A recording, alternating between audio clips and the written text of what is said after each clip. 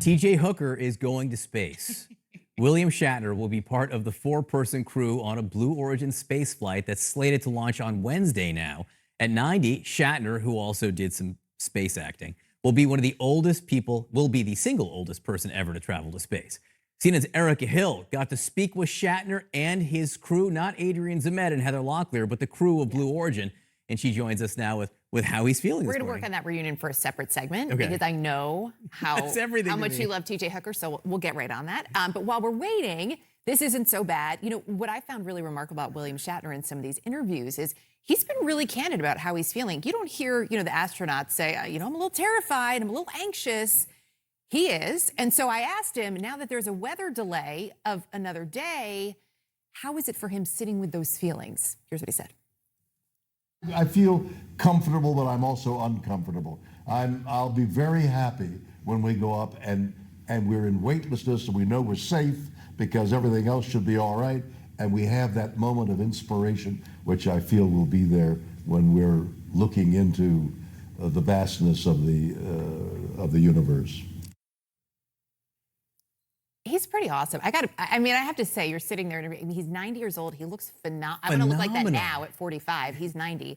But he is genuinely really, really excited about it and a little nervous. He looks amazing.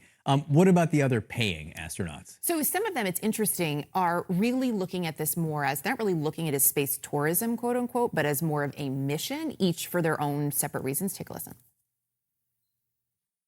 So I'm really excited to be part of this journey. And I think in another 60 years, we'll look back at this year, and say this is when the human race finally began to move into space. I don't know exactly how space technology and people going to space is going to change society, but I know that it is going to. And I know that the faster we get more people up there and do things like what we're doing at Blue, the faster we'll make that technology and those benefits available to people all over the planet.